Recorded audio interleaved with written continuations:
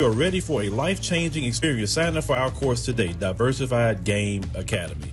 Get prepared and purchase at diversifiedgame.com. Finding the right real estate professional can be challenging. I'm broker Melissa Wilson. I'm knowledgeable in all aspects of the real estate process.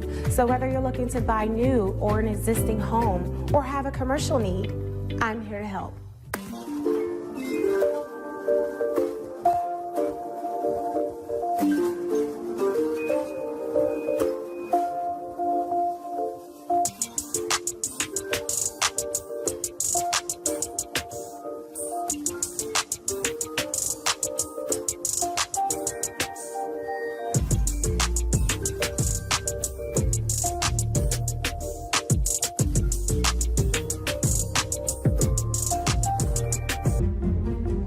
Make sure you pick up my two books that's in Amazon right now. The first one is Passive-Aggressive Racism and the System of White Supremacy. And I talk about in that particular book how the system of white supremacy really runs on our daily lives here in America. In our latest book, 7 Steps to Decolonize the Mind, we go through those steps to try to deprogram you from the system of white supremacy. Make sure you can pick up those books on Amazon.com.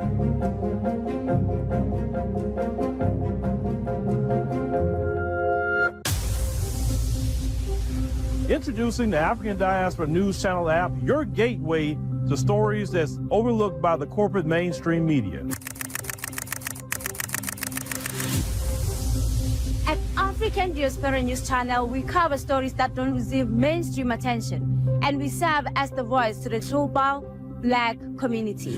We are committed to informing and educating through the power of media, connecting the African diaspora one story at a time. With our platform, we're helping to end injustice by exposing it. Join us in standing for excellence in journalism and serving our community. Download the African Diaspora News app today. All right, ladies and gentlemen, boys and girls, thank you for joining us on the Saturday edition of the stream, last day of the month. It is November 30th, and we are here, ladies and gentlemen. We're going to have a conversation I think that needs to be had, but it's going to be an educated conversation. It's not going to be, because so much just craziness thrown out there on this subject matter I want to talk about this evening, and I'm coming from it based off of an educated standpoint. And just what's real and what's not based on what's here in America, what's over there. Whole lot of things I want to get into with that. And even some of the people that promote that. And yeah, I got to go. Now, I'm going to say up front, before we get started, you're going to say, okay, what's Phil's position? So everybody know what my position. I don't like the term Pan-Africanism. I don't like those terms. I don't like those terms because the type of people that attach themselves to it. To me, some true Pan-Africanism is, or just not even that term, but just really just getting some things done would be Captain Traore, him, out there in Burkina Faso. You know, the other brother in Mali, the other brother in Niger. Like that's doing the work. You getting them folks out. What happened to one of them white men tried to go into Mali at one of the mines, and they say, hey, what you got going on? When the last time you paid some taxes? You got a business here? And oh yeah, it was a problem when they showed up. And those 3 countries are turning around so fast, and they're actually having access to their wealth. Now that's the work that I like to see right there, right? So you want to call it whatever name you want to call it, I don't know. But I just don't like the term Pan-Africanism because the type of people that's attached themselves to it. And it's kind of made sound like that's why a lot of people turned off by it, because a lot of those people are just dusty and all kind of things that go on with that term, right? So that's why I don't use it. But my position is, and this is something I do daily. I work with people in the continent daily. I talk to them daily on this phone. All the time. Messages have been going, oh, I've been woken up out of my sleep on certain issues about things that go on over there. So I'm working with them, you know, all the time. And I could say it's a way to navigate it. And I would say a lot of Black Americans not going to want to navigate certain things. You're just not. So we'll get into that conversation a little later. But shout out to y'all. Saturday, man, it's a little cooler here down here in Houston. It's a little cooler. And yes, I went a little earlier than what I normally do. Y'all can kind of catch it on the replay. Those of you who maybe just trying to come on in and all of that. Boy, these kids, man, you know, they see an animal outside, an animal that's homeless, and they want to bring the animal in, and these kids, you know, and sometimes even you grown kids. That's why I say kids, because even you grown ones, because, you know, some people think that when they, in this day and time, they get 18, they going to leave. Them days of turning 18 and leaving is kind of over a little bit, because the economy is so bad that it's kind of hard for them to afford things. I mean, unless they married or something, then they got a 2-person income coming in.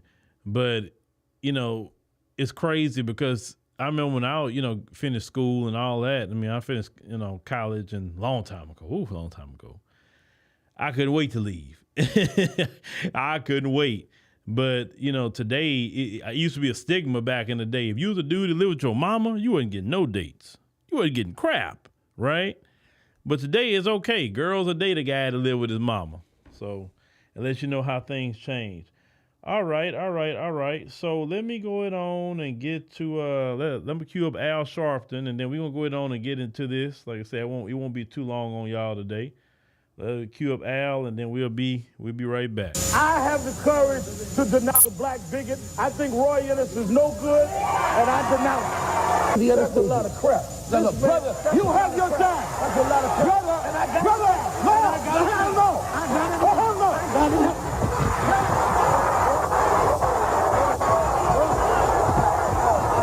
Count indictment in Manhattan that accuses him of diverting hundreds of thousands of dollars to his personal use after using fraud, grand larceny, and false business records to solicit funds from such diverse contributors as Don King, the boxing promoter, and Don Trump, the billionaire.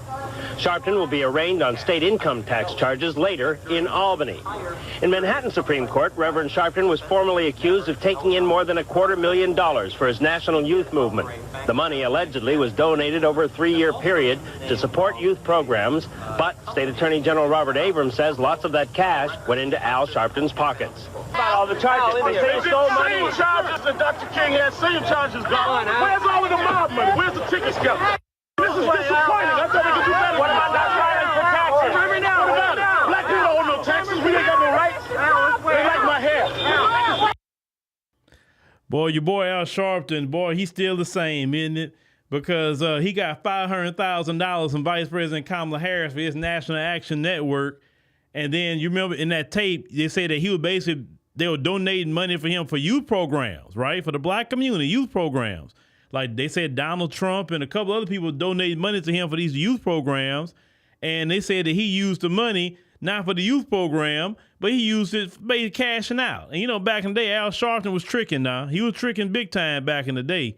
So, yeah. Al Sharpton, he just refined his hustle. That's why he got a 501c3 now. Oh, man. All right, so let's go on and as class is getting started while people are slowly coming in. You know, I know this is not normal for them to see me a little earlier, and I forgot to tell y'all yesterday I was going to come on.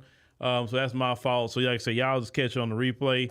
So we're going to talk about, there's now a lot of people who consider themselves Pan-Africanists, and there's nothing wrong with loving the continent and definitely we have tours. Like I said, if you like to go to Ethiopia in March and you say, man, I missed the deadline, but I can pay for it right now, shoot us a line and you can come on with us to Ethiopia. I think March 31 through April 9. You can come and experience, because, you know, the first time I went to Ethiopia, it changed my whole paradigm, right? And I came back and said, you know what, I got to do something different.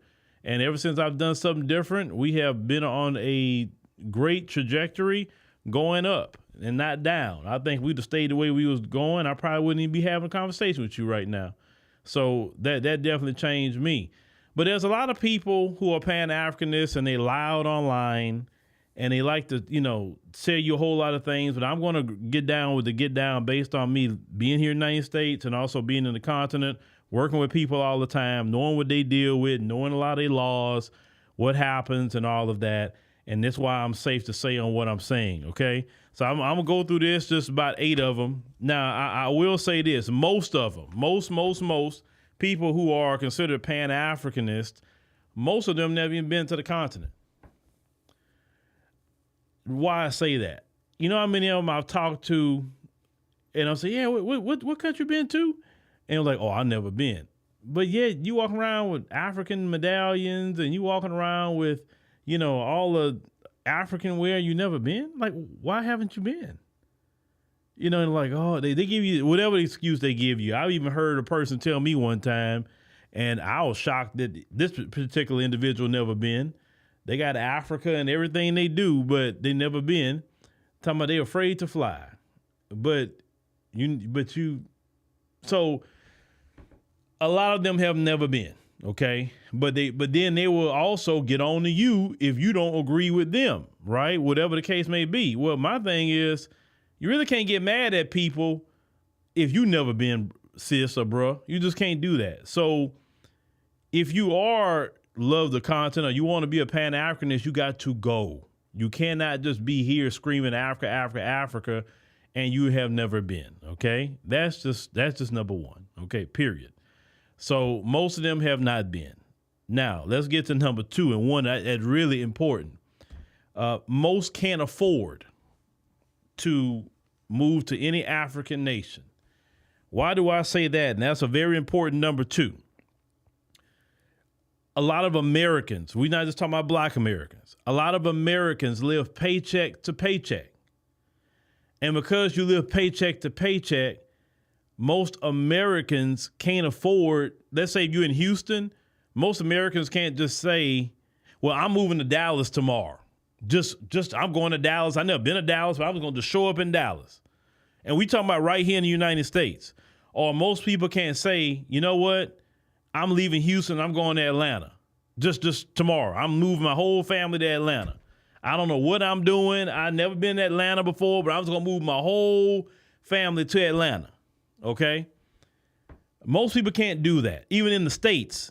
Now you're talking about packing up your whole life in America that you've known all your life is America, and you're going to go and you talking about moving way overseas to whatever country you want to move to, and then you wonder why you get in trouble, because we've seen the videos. They make videos pissed off at the country that they went to, and I've seen a couple of horror stories out of Ghana, but it's not Ghana's fault. It's your fault, because you went on this emotionalism and all that about Ghana, and you didn't go research the terrain over there in Ghana. You didn't build really no real relationships with people in Ghana. You didn't learn the laws. You didn't learn nothing. You just went up there and just saw whatever the case, some people say year return or whatever, and you just went to Ghana. Then you got there. If you thought you had some money, you thought your $2,000 or $3,000 or even $5,000 was going to last you forever. That's another reason why I say you can't afford it. Because people that have went over there, you do know that you got to constantly have an income coming in. I don't care if you have a savings. Your savings is not going to last you long enough unless you're a millionaire or something. Then that's different. Even if you're a millionaire, that could run out if you do not find a way to generate funds. Some things are more expensive in the African continent because if you buy the local stuff, it's inexpensive. If you go say, oh, well, you want your Kellogg's Frosted Flakes, it's going to be more expensive because that's imported in. And that's how a lot of people ran through their money. They don't know, like, for instance, let's say a country like Ghana, they want the rent up front, like 6 months to a year up front in Ghana. Over here, you pay a deposit, whatever that may be, you pay month to month. Now, there are certain countries that do month to month, like South Africa do that, Kenya do that, whatever. But some people don't research where they're going, so some people go on emotion. You understand? And then they run out of money. And then now they online talking about this person gypped me, this person did this to me, this person that, oh, I don't like this and that and the third. No. You could not afford it because you were living paycheck to paycheck in America. If you can't, I'm gonna tell you this, and I know this is the wrong person to be quoting Puffy. Puffy said, if you can make it, basically he said New York. If you can make it there, you can make it anywhere. Well, I will say this much. Make it here first in America, then take your show on the road. And unfortunately, a lot of people haven't made it here in America first to be able to take their show on the road. Because you got to have a nest egg, or if you're going to move overseas, you better have a way to be making the American dollar while you're living there. Now, if you have a remote job and your job is secure, or I would say if you have a business, because you move over to another country with a remote job and now they could change it. They say, oh, we want everybody back in the office. Well, now you over there in another country somewhere, and now they want your behind back in the office, or you have to lose that job. You can't get a job going over there. That's another thing. Talking about money. You can't get a job because they have a hard time getting a job. So how are you going to come in and get a job? Then the jobs they have not going to pay you, not even nowhere near what you would have made here. Hence to why I'm saying you really can't afford to move abroad unless you really set yourself up. Now, the two people that I'm going to use for an example who did it the right way is Mark and Dr. Latasha Blanton. When I interviewed them, they said that what they did first was they went visit South Africa. They went there first. They liked it. They kept going back for a couple of years. They stayed a couple of months here and there. They did it for a while. They kept going back and forth, back and forth. They didn't uproot and leave America. They had their careers right here. You know, Mark was Secret Service and Dr. Latasha had her physical therapy practice right here in America. After some years and everything, they say, okay, we're now ready to start making that transition over there to South Africa, okay?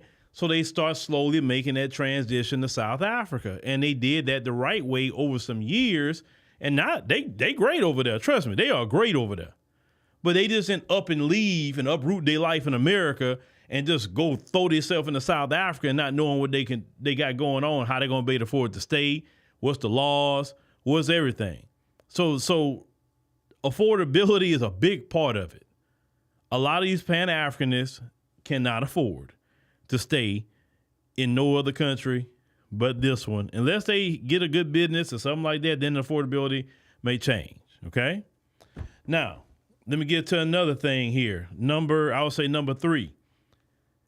The idea sounds nice. And what I mean by that is they have this idea, oh, I'm going to be staying in a black country and I ain't going to deal with these racist police and these racist white folks and this and that and the third. So they get an imagination of like this utopia of black people.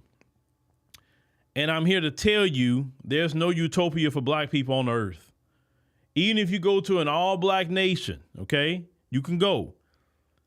First of all, the first thing that's going to hit you, and if you're not prepared for it, is when you're called a foreigner.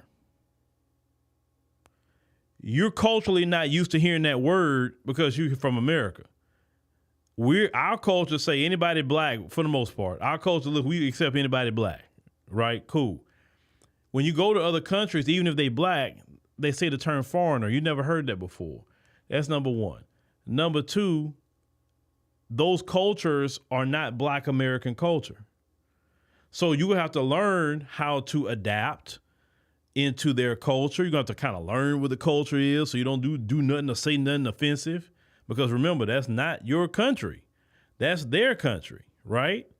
And so once you get there long enough talking to people, if you do talk to people, you start realizing they have a lot of issues and problems. And it's a country full of black folk. And it's not no utopia for them either. But yet in your mind, you thinking you're going to leave America and go to some utopia. Now, you can make a utopia for yourself over there if you do it the right way. You could. Yes, you could. But we talking about the average Pan-Africanist that's talking online or just trying to talk to you. They have no clue to how they make that black utopia because first and foremost, if you want this black utopia you're talking about, then you got to be real with yourself. You're an American. Okay?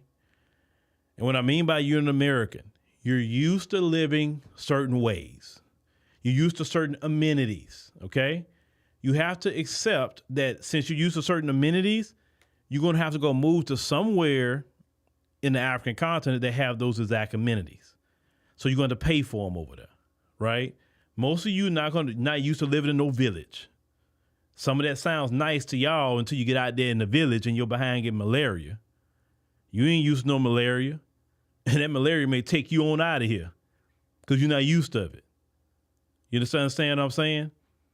So the idea sounds nice to some of them, but once again, they never went. So the idea like kind of clouds a lot of things they think anyway, because they never even been even a tour or anything.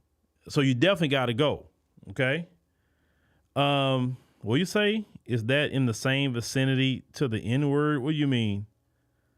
What are you talking about? What, the word foreigner? No. If you're talking about the word foreigner, no, that has nothing to do with the N-word or close to it. No. You are a foreigner to that country. You are. When somebody say foreigner, that means you're not of that land. You're from the land of America. You're not from that land. I don't care if your ancestors came from there 500 years ago. You ain't been there in 500 years. So you have a foreign culture, which is make you a foreigner. Trust me, the first time I heard it, I'm like, foreigner? What are you talking about? I'm a foreigner in Africa. But with time, you understand why it's being said to you. And everybody's called foreigner is not from there, whether they're white, Asian, whatever. It don't matter. Another African from the continent is called a foreigner. So that leads me to the next point. Number 4. You say being called a foreigner. You are a foreigner. You're a foreigner. Bottom line, I'm a foreigner. When they come over here, they're a foreigner too. They're foreigners. We just don't use that terminology. We may say immigrant over here, but in other countries, they use the term foreigner, okay? Which is fine. He said, yeah, okay, yeah. We not call immigrants killing, we call expats. Yeah, I get it. It's supposed to be a special word, but it's still immigrants. All right, I would say number 4, we aren't culturally the same. That is the truth. You know when I figured out we wasn't culturally the same? The first time I went to Ethiopia, and Kellen's in there, I literally started freaking out about time with them. I'm like, why aren't they doing this on time? I was freaking out about time. Because, in America, we have a thing about time. I know you got some black folks that still drag their feet about time. And I know that's definitely come from the continent. Oh, yes, that do.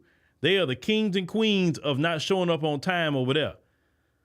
But in my world, you have to be on time. Because look, I have other stuff I have to do. I can't wait for you. If you're not going to show up on time, then I'm going to do something else. By the time you show up, like, what field at? Like, bro, you should have been here an hour ago. I don't have no time to sit down and wait for you. What you think this is? But they do things different in their culture than what we do. And that's okay. We're culturally different. So when a person says, I'm not African in America, I would say culturally, they're right. Culturally, you don't have African culture. You have Black American culture, FBA culture, whatever you want to call it. You have that culture, and that's okay. Are we of African descent? Of course we are. I mean, anybody who want to argue that, go ahead and argue it. I'm not here to do it. I would never waste my time arguing that with nobody. But culturally, we don't have their culture. We don't do bride price. We don't have certain, we don't have the village like they have, and certain customs, different things they still have we would never practice, okay? We have our own culture, our own practices, our own history, music, songs, inventions. We have a lot in our culture. And when you do go over there, you are an ambassador for Black America. So I always tell Black people, if you go, act like it. Show everybody over there, how great we are by the way you're acting. You understand? But so when you're talking about just upping and moving, you're going to have culture shock. Because, they may look like you, similar. You may see some people that look like some people in your family over there. but we are not culturally the same. But it's a but. There are some things in culture that I notice that are similar, right? Some. And those that are similar, you can bond on those, right? Most of those places have a conservative ideals like we have, right? You'll notice, like I say, you won't see all the tattooing like you normally see here with some of the ladies and gentlemen. You know, people is expected to do, you know, more traditional roles. You know, you'll see that over there. Some of you may like that, the traditional roles, and men are expected to provide, right? But there's different things that they have in their culture that we just don't have. Like I said, we don't have, I keep talking about bride price. That's a big one. There's no man or woman in this country talking about, well, you want to marry my daughter? That's going to be about, I don't know, bro, about $5,000. You want to marry my daughter? You got to pay that, you know, to the parents. And if you don't pay that $5,000, can't marry you. Yeah, we ain't got nothing down like. But if you want to marry them women, you'll pay it, right? But then by the time you do the exchange rate, isn't no, you know, I think from what I think Renelway told me one time, I think one for like high end is like 50,000 Rand. I think that came up at the time almost $3,000. If you want to do it, that's you. You know what I'm saying? But if you don't want to do it, then you just marry your FBA woman and you be happy, right? All right. So let's go to number 5. Let's get to number 5, y'all. Number five. We don't know how to be a immigrant / expat. What I mean by that is that immigrants into this country, they have to assimilate to this culture a little bit. Because you're an American and a lot of you have not been anywhere, sometime outside your city, and now we're going to throw you into a new culture, right? You're gonna come across as the arrogant American. What I mean by that is Americans are kind of looked at as arrogant because we don't want to kind of assimilate to anybody else's culture. We feel like everyone needs to assimilate to our culture. So you need to speak English because I'm speaking English. I need my wash rag. I need this kind of food. And if you don't have this kind of food, I'm going to throw a fit, okay? We've seen, and Kellen knows, we've seen people that came on tours and kind of had fits because they didn't have certain things they had in America. Oh, why they don't have this here like they have in America? And you have to tell them, brother, sister, you're not in America. You're here. So adapt to what they got going on here. But some people don't adapt very well. They want to be, you know, kind of, you want to live like America in somebody else's country. And that's just really not the deal. If you want to live like America, then you should stay in America. But once again, we have Pan-Africanists, and we've heard this about some of them that actually do go. Because you got some Pan-Africans that do go. But they go over there, and then they get a bad rep over there because then they get online talking crap about the country, saying, oh, this country ain't got this and that and the third. Why this happened? That's an example. They dealing with load shedding all the time. Man, my lights was out about 3 hours today. And why they always got to be doing this? Over here back in Texas, I didn't have to deal with that unless it was a storm. You didn't do your research where you was going, bro? Okay, if you know they deal with load shedding, that means you need to have some solar or something going on where it just automatically kick on and you don't have to deal with that load shedding. That's called preparing yourself if you want to be there. But if some of you do, you don't prepare right, then you get online on YouTube talking crap about the country, and then people get mad at you over there because you keep talking crap when you didn't do your research. Once again, you're not ready to be over there because you're complaining because you failed to prepare. Make sense? Now, another reason a lot of Pan-Africans won't never move over there is because they're looking for a leader. Now, when I say looking for a leader, they're looking for a charismatic leader to lead a group of them to go over there. And usually what I've seen over the years, you have these figures come up talking about they're some Pan-African leader, and it turns into a lot of finessing. They finesse you out of your money. Oh, man, we're going to have this property. And we're going to get this land. All y'all got to do is donate. And they'll get with an African somewhere, Nigerian, wherever.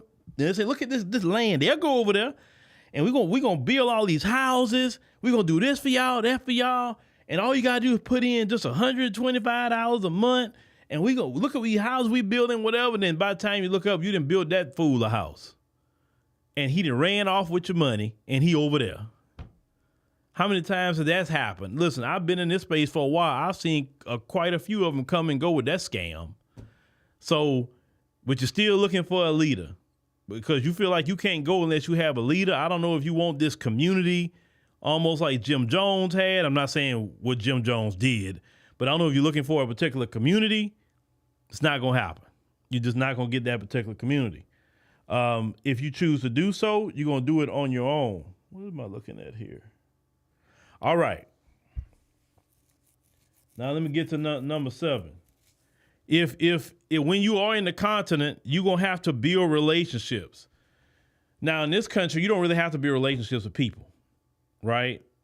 We can just do things on our own. We don't have to work with nobody. We don't have to do nothing.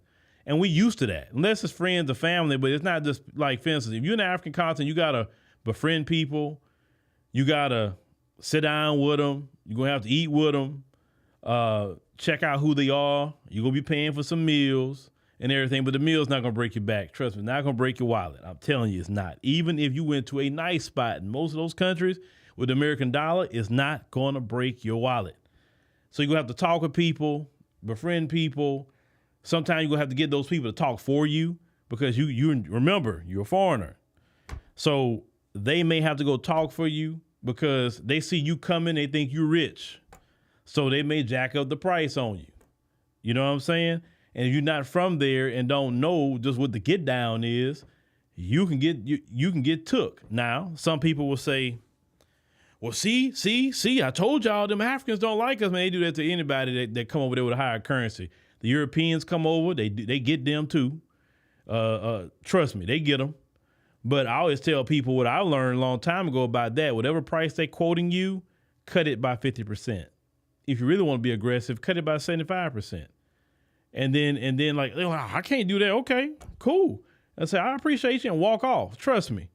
They're gonna meet you somewhere in the middle, as long as you don't go over the price you're willing to pay for it. Because like I say, you're not gonna get me.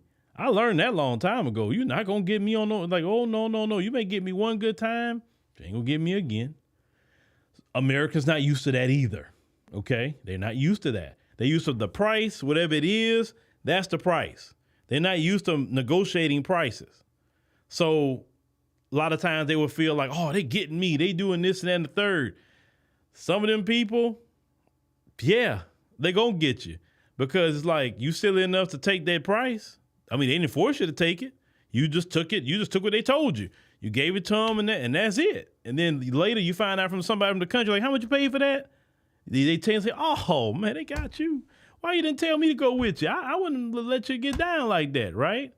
So then some of you get mad about that. Then you're on the internet. They cheating me. Man, they do that to everybody.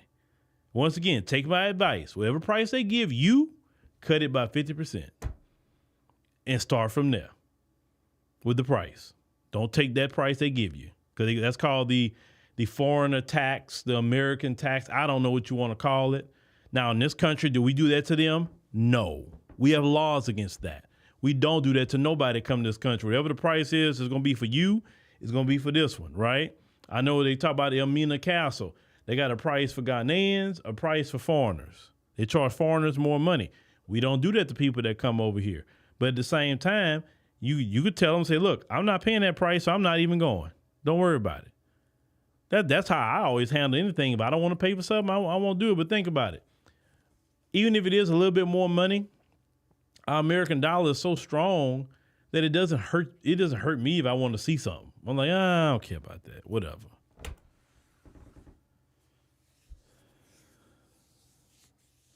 Yeah, Jay, you got to say no to people. You got to say no. Yeah, you got to negotiate. When you over there, you have to negotiate. You have to say, hey, I'm not going to pay for this or I'm going to pay for that.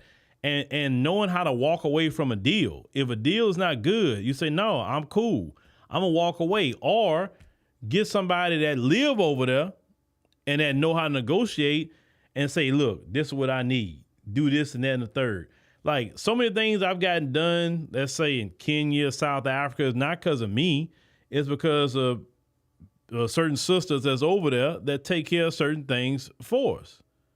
Now, do I have to give them something for their time? Of course I do. They moving around, they using they whether they catching an Uber or sometimes they big about their lunch, so you got to give them a lunch, but they get the work done. You know what I'm saying? But versus if you didn't have nobody over there. So that's just really how it is. You got to move like that, even if you moved over there. And if you're the type of person that's shy, you don't want to talk to nobody, that's not going to work very well in those places. You got to have somebody looking out for you while you're over there. And that's why I say a lot of these Pan-Africanists, they're not going to want to do that. They're not going to do it. Not whatsoever. Oh, somebody said Demetrius in there. Didn't know there was a live today. Yeah. Listen, I forgot to tell y'all. Now let me get to the last part. And I'm probably gonna talk about this a little bit more. On number 8 side, shaming others who don't want to be in Africa, or vice versa. Let's talk about that. It is not logistically possible for all 40 million black people to just up and leave America and go to any African country. I want to tell you why. Imagine the migrant crisis. Let's talk about that. You see how upset we are with them? Well, you having all these millions of people that came over into the United States of America, and how resources being taken away because of the migrants and all of that, and we don't like that, and we want Trump talking about mass deportation, right? And 40 million people haven't shown up. So you can imagine 40 million people flood one country, or even you spread it out, but millions upon millions of people show up in their country with the US dollar on top of that, right? Naturally, it's going to happen.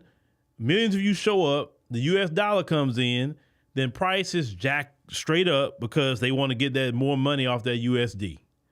Locals won't be able to afford anything anymore because, remember, they're matching USD. Property going to go up, food going to go up, everything going to go up when you come in mass like that anywhere. It's going to happen. Why you think some people in Portugal don't want to see Americans over there anymore? That's happened over there. Pick a place. Costa Rica, that's another place. If you go to any of the tourist spots in Costa Rica, my Lord, it's like you're still in America. It's crazy. I got to experience that when me and my wife went over there last year, for like an anniversary trip. So it's not logistically possible for 40-some million people to leave America. And if a person say they don't want to leave America, don't sit up here and say, oh, well, you self-hater because you don't want to go to Africa. A lot of Americans haven't even seen all of America. Have you know that? Most Americans have not seen all 50 states, or at least if they fly to the major cities and just say, I'm going to see the major cities. I've seen a lot of states. Have I seen all 50? No, but I'm working on it because I want my little girl to see all 50 too. Right? At least because, why not? That'd be fun for us to do that, to go see all the states that we haven't been to. I've been to a lot of states, but not all of them. Now, let me go in reverse. If a person wants to go to Africa, they're going. They're actively working over there. They're working with people. It's not on you to shame them either. I see that too. Oh, why y'all over there doing stuff? Why y'all building a school in Africa? You could be building that here. No. You could be building that here. Why are you telling them anything? You're here. It's more you here than any black folk that's going over there. That I promise you. So why aren't you building that here? You can't tell one person or a few people that's building a school in the African continent or whatever they're doing in the African continent, and it's more y'all here, and you're not building a school. That's the question is, why aren't you building it? Well, why they giving all this to them or whatever? No, why aren't you giving the FBAs? That's the question, brother or sister. Don't do that, because I've seen that. Like, y'all, these people want to be in Africa. If they want to be there, let them be there. You stay right here. You need to stay right here and fight the good fight and help Black America. Because the majority of Black Americans is not going to the African continent. It's going to be a small group of people that'll do that, but it's not going to be the majority. I'm just being 100 with y'all. So all that conversation, like some of these things, even people entertain about, hold on, what do you say? Not sure if anyone's familiar with Mark Meets Africa, but someone in political office in Tanzania tried to hit him up for a laptop. Oh, okay. Yeah, that's another thing. You got to watch yourself. You got to watch how you move in the African continent. I mean, you just got to watch yourself. Especially some of these content creators, I'll be watching some of these content creators that be filming in the African continent, and some things they be saying, I say, man, why are you saying this stuff, man? It's like, you go to the African continent and you start talking about the women, all the women this and the women that, and all the women this, and I'm like, bruh, them women no different than American women, man. Women are women, bruh. It's like the difference is, I'm going to tell you the difference with those women versus American women. American women, you got to have a little bit more money and a little bit more gift to gab and all that stuff with American women. When you go over there with your dollar, now you going to be the guy that they would be all, fawning over or whatever, right? Because you got more money and you got more status or whatever. So, of course, some of them are going to be nice to you. So, of course, some of them are going to show you their best side. But trust me, I always tell men this. Don't ever think the grass is greener on the other side with no woman. Go talk to the men of those women and ask them how those women really are. If those men tell you those women are the same, then they are the same. And 9 times out of 10, they're going to say, no, they're not what you're talking about. That's why those men will see those videos of you big up in the women in their country, and they're going to laugh at you. They're going to say, man, this guy has no clue what he dealing with. They see you coming. Those, like I always tell people, but once again, when you don't befriend people, when you don't talk to other men in those said countries, you will get got like that. Because yes, women are women. Just like you say some sisters in America because they run some game and get your pockets. They got some African women that run game and get your pocket too now. Don't think they won't. And I'm going to tell you this much. Some of the conversations we done had on in the meetings, they talking about juju and all kind of other things they can put on you. Man, FBAs ain't putting all that on you now. They may put something else on you, but they ain't gonna put that on you. So yeah, y'all don't know what y'all playing with over there, some of you brothers. Oh man. But talking about trade. Yeah. You know what? I think the best thing for those who want to do that, how can you work with brothers and sisters over there? First of all, like I said, you got to go. If you want to do that, you got to go. Don't take the opinion of African immigrants in America or first generation about the African continent. I will say this. Growing up, some of the worst things I ever heard about the African continent came from African immigrants in America. A lot of them really don't like, they don't want to hear no talk of going back. A lot of them like, nah, I'm here. I ain't going nowhere. And if you listen to some of them, like some people say, well, I've talked to Africans here. They don't like it. I'm like, but when you go over there, I never forget that conversation I had with a couple of them. They're like, nah, the ones that go over there, they no good. There was no good here anyway. A lot of them were sellouts. When I kind of heard that, I say, really? I said, oh, okay. I say it makes sense because I say kind of like what they say about y'all over here and how y'all living. I'm like, it's not what they were saying. They make you think that, man, you about to get kidnapped but what throw you off those them white people though. Them white people be breaking their neck to get over there to the African continent. That's why I'm one not to be like, nah, I don't think we should be doing all that. Like say, I ain't going no, because the white people can't keep themselves out of there. Once again, I went to Cape Town. I talked to some white dudes was from Seattle and somewhere else talking about they was coming to a friend's destination wedding in Cape Town. All the places they could have done a wedding in America, no, they flew behind way to Cape Town, South Africa. And once again, South Africans, where you at? South Africans, y'all need to get a hold of that. These people going to take Cape Town from y'all. They are flooding that place so much. It's like they are trying to regroup in Cape Town. I'm telling you, they're working on apartheid 2.0. Y'all better take things serious.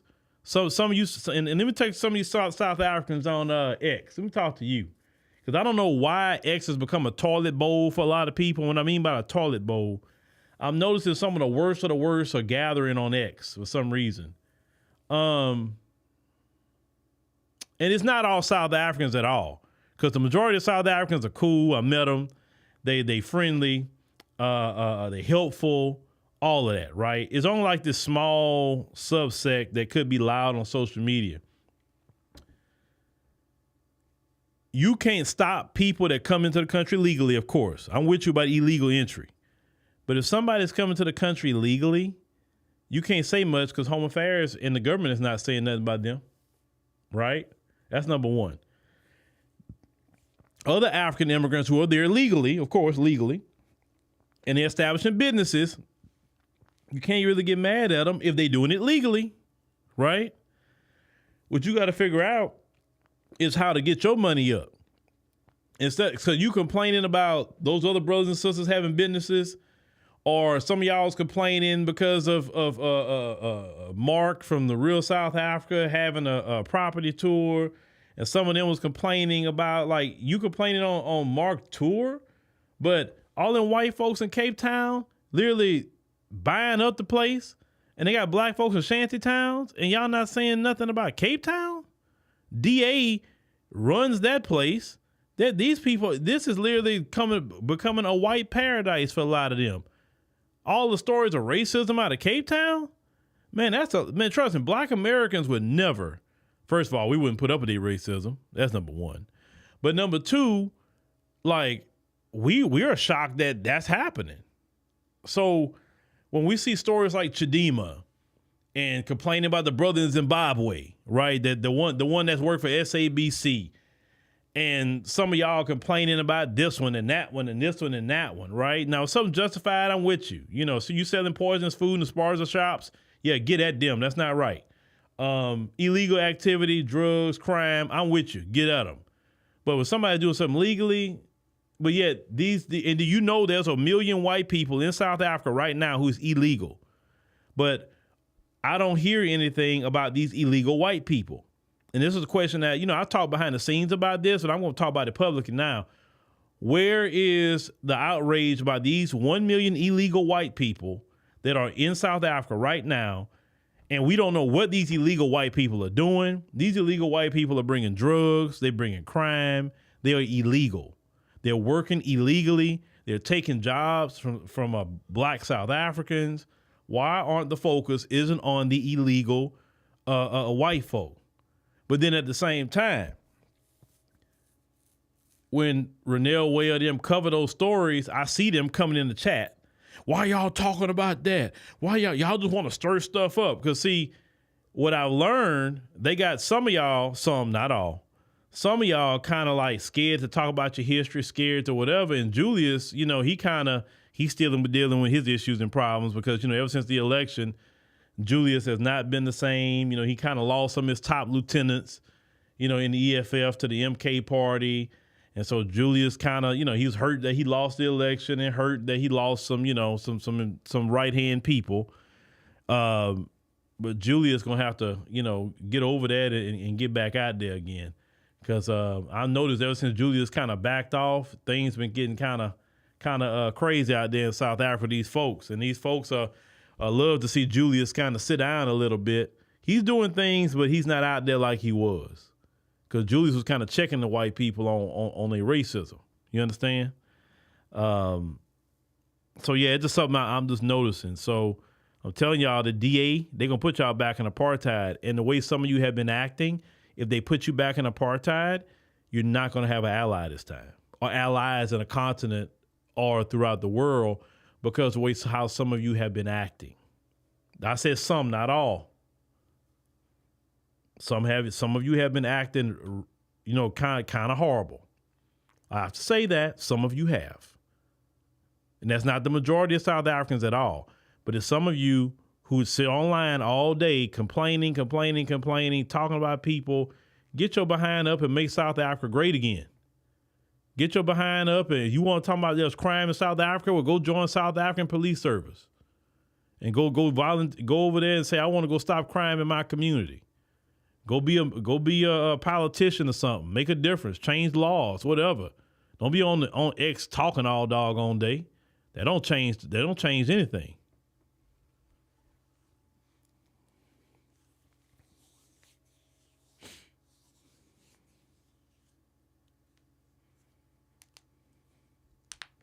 Yeah, Julius. I seen he just did an interview with RT. I'm glad it was posted on, I think X and some other places, because RT is banned on YouTube. I don't know if that's going to change. When Trump comes in office, I don't know. But Julius need to get back out there. He really do. Julius. Because South Africa needs Julius more than what I thought. Because I've seen the difference when he's out there. And I've seen the difference when he backs off. And what I'm seeing, I say, bro, this is not good. Julia's going to have to get back out there. I know everybody may not be on his side, but like, bro, sometimes you got to, when Dr. King was around, everybody didn't support Dr. King. When Malcolm X was around, now everybody supported Malcolm X. Now everybody supported the Black Panthers. Everybody did good in our community, never was fully supported, but they were needed. And Julius is about the only one I think that can step out there and make a difference. At least if somebody show up different.